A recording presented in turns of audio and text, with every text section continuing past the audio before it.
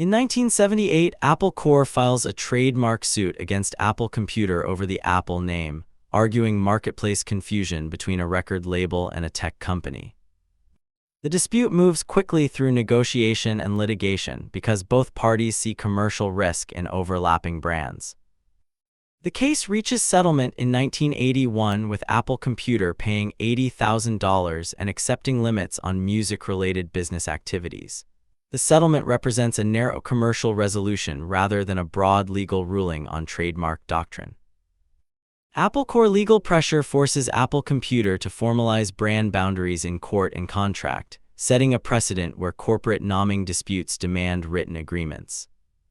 They renegotiate terms as technologies shift, culminating in a 2007 settlement that finally updates rights for digital distribution. This dispute focuses attention on how trademarks and adjacent markets intersect because a single name can lock out related lines of business and reshape corporate strategy. In 1983, the Third Circuit rules that ROMs and firmware are, marking a legal shift in how code is treated competitive fairness. The case, Apple v. Franklin Computer Corp., arises after Franklin copies Apple II system software into read-only memory and ships compatible machines. Because the court affirms software as protected expression rather than mere functional instruction, manufacturers cannot freely duplicate firmware without license. The decision establishes precedent that turns software into economically defensible property and therefore triggers a wave of intellectual property litigation across computing industries. Developers and companies respond by formalizing licensing models because written licenses and copyright notices become central to protecting system ROMs. Apple uses the ruling as leverage in later disputes, arguing that copying user interface code and higher-level implementations violate copyright law.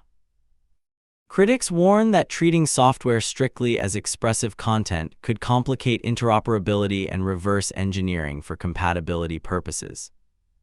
This legal turn prepares the ground for the coming look and feel fights over graphical interfaces.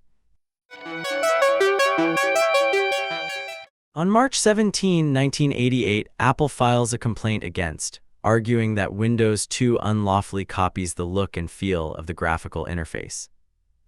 The complaint identifies 190 separate instances of alleged infringement, ranging from overlapping windows to the design of desktop icons.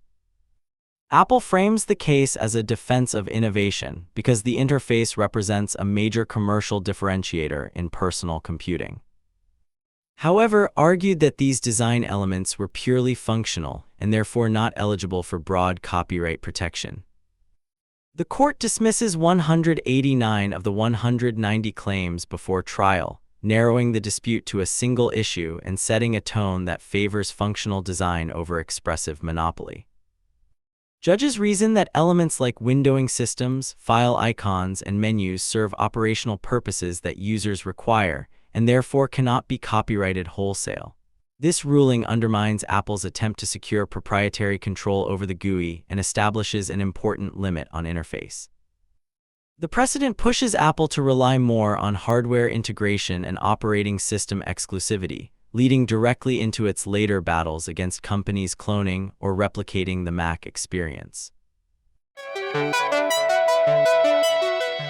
In 2008, a small Florida company named begins selling machines preloaded with Mac OS X, marketed as low-cost clones. Apple responds immediately, filing suit in federal court because it installs the operating system on non-Apple hardware without a license. Claims its actions fall under fair competition, arguing that consumers should be free to run legally purchased software on any machine. The dispute centers on whether Apple can tie its operating system exclusively to its own hardware line, a restriction written into its end-user license agreement. By 2009, the court issues a federal injunction that halts sales and affirms Apple's right to enforce its software-hardware linkage. Judges determine that installing Mac OS X on third-party machines constitutes both copyright infringement and a violation of contract terms. Ultimately collapses under financial and legal pressure, closing operations after the ruling. This case reinforces Apple's strategy of defending its integrated ecosystem through copyright and contract law, shaping later battles in mobile and smartphones. From 2010 and 2012, Apple and Motorola engage in a series of cross-suits across multiple jurisdictions, each focused on smartphone patents and licensing obligations. Motorola, acquired by Google during this period, controls a portfolio of standards-essential patents covering wireless and video technologies. Apple argues that Motorola demands excessive royalties and uses patents as leverage for injunctions, which contradicts fair, reasonable, and non-discriminatory, or FRAND, licensing commitments.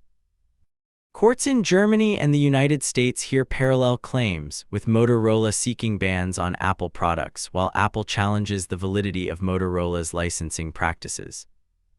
The dispute highlights the growing tension between patent law and interoperability, because standards-essential patents are supposed to guarantee broad industry access rather than block competition.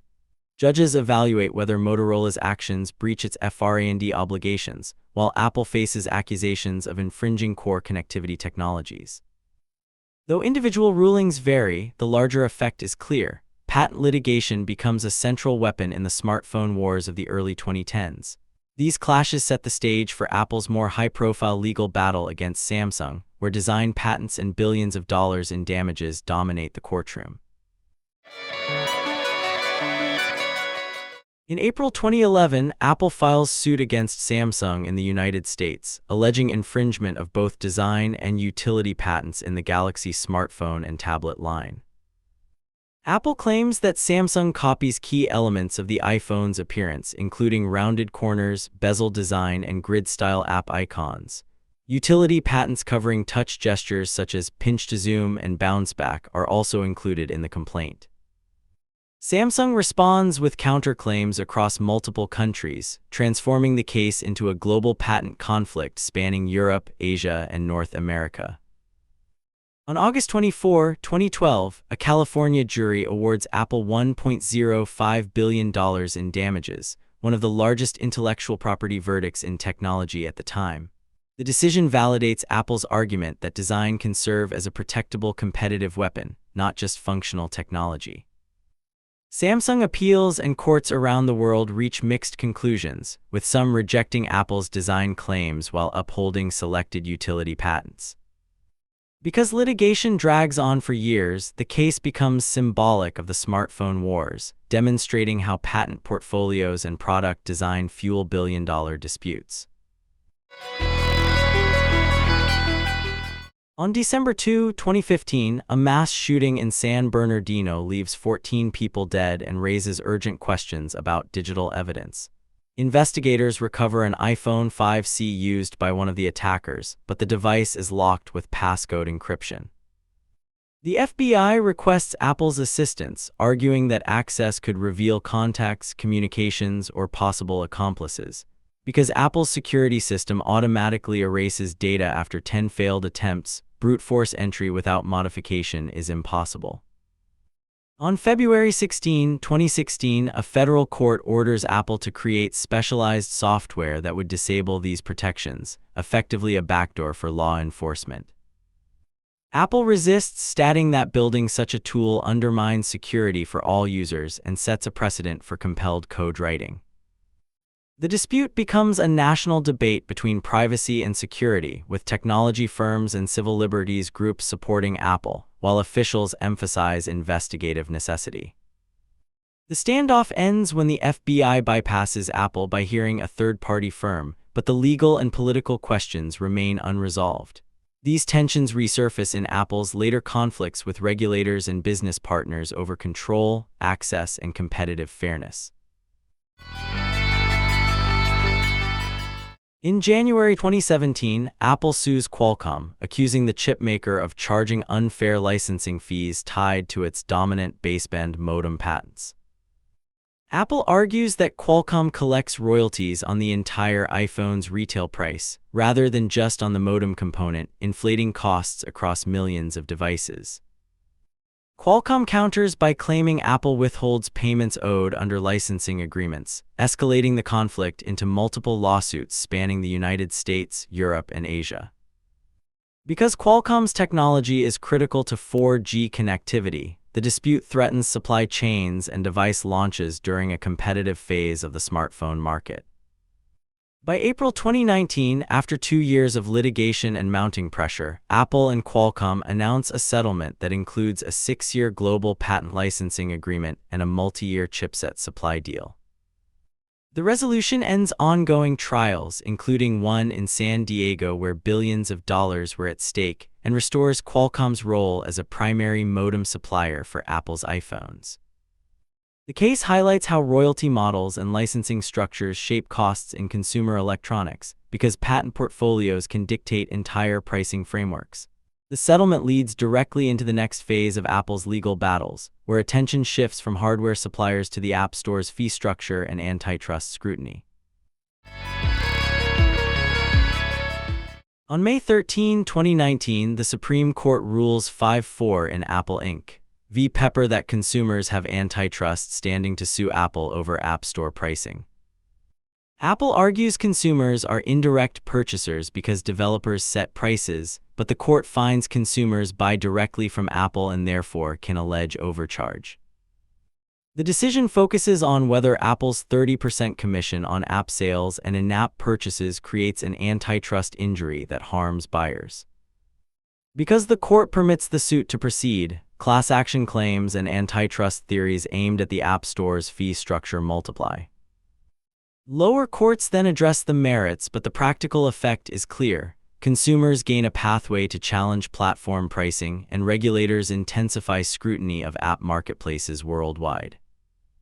Because developers and users now have a viable legal forum, coordinated challenges escalate across courts and jurisdictions. That legal opening leads directly into Epic Games' August 13, 2020 lawsuit, which attacks the same 30% commission and Apple's anti-steering rules.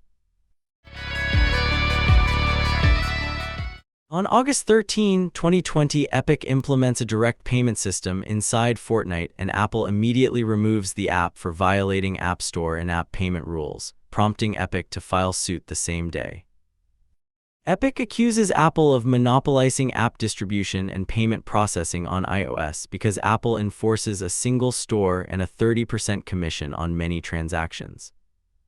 Google follows by removing Fortnite from the Play Store for a parallel policy violation, and Epic launches a public campaign arguing platform gatekeepers harm developers and consumers. The dispute moves from headline stunts to formal litigation, setting a fixed trial date for spring 2021. The trial begins May 3, 2021 and runs several weeks before Judge Yvonne Gonzalez-Rogers, who issues a final judgment on September 10, 2021 that mixes outcomes. The court rejects Epic's claim that Apple is a federal monopolist while finding Apple violated California law and certain App Store rules. Crucially, the court enjoins Apple's anti-steering restrictions, ordering changes that allow developers more freedom to inform users about alternative payment options, though Apple appeals and stays much of the injunction. Because the decision creates both a tactical victory for platform control defenders and a legal opening for developers, the case spawns multinational litigation, regulatory probes, and years of appeals that reshape App Store economics. If you enjoyed this, I'm going to be posting a lot here. I would greatly appreciate it if you could subscribe. Thanks for watching.